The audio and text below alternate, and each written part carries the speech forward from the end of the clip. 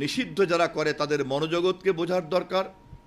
আর একদিকে এই ব্যর্থ চেষ্টার প্রতিক্রিয়াতে জনগণের মধ্যে যে স্বতঃস্ফূর্ততা আবেগ তৈরি হয় এবং তার যে কি পরিণাম হয় তাও আমাদের বোঝা দরকার।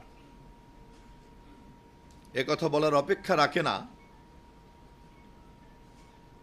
ক্ষমতার মসনদেই কেবলমাত্র এই রোগটি জন্ম নেয়। নিষিদ্ধ করা, হত্যা করা, গুম করা, খুন করা, কাউকে কথা বলতে না দেয়া এবং কখনো কখনো এই ধরনের ফ্যাসিস্ট এবং স্বৈরতান্ত্রিক মানসিকতাকে আদর্শ দিয়ে আবরণ পরানো হয়। আমরা হিটলারকে দেখেছি, তার সমস্ত ফেসিবাদকে সে জাস্টিফাইড করেছে জার্মান জাতির সুপ্রিমেসি দিয়ে, সোশ্যালিজমের কথা বলে। এবং এই সুপ্রিমেসিকে এস্টাবলিশ করার জন্য আমরা দেখেছি কিভাবে সেই সময়কার জার্মান জাতির সামনে কৃত্রিমভাবে নানান রকম শত্রু হাজির করা হয়েছে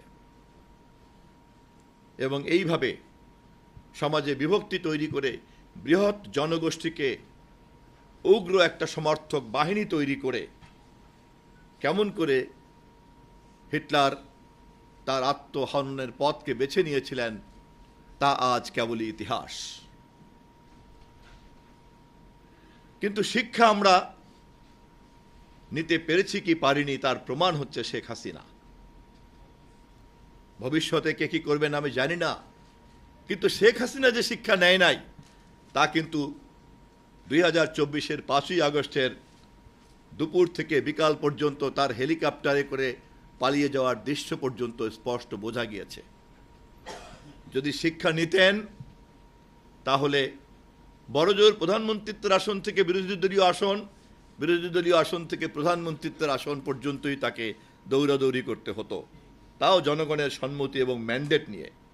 কিন্তু শিক্ষা নেন নাই বলেই তাকে দেশের সীমানার বাইরে পালিয়ে যেতে হয়েছে এবং বাকি আয়ুষ্কাল সমস্ত মানুষের কাছে প্রশ্নবোধক। ওই আয়ু কোথায় গিয়ে থামবে, কি পরিণতি হবে, এটাও এখন একটা রাজনীতির গবেষণার বিষয়বস্তু। অতএব নিষিদ্ধ করার ক্ষমতার মধ্যে একটা ঔদ্ধত্যের নেশা থাকতে পারে,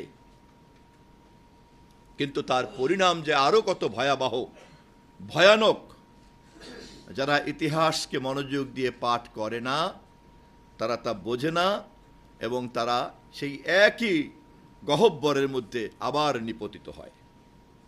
আমি আশা করি ইমরুল কায়েসের তারেক রহমান নিষিদ্ধ সময়ের নিষিদ্ধ প্রচার এই বইটি আমাদের মধ্যে এই বিবেককে এবং বোধকে আরো অনেক বেশি জাগ্রত করবে।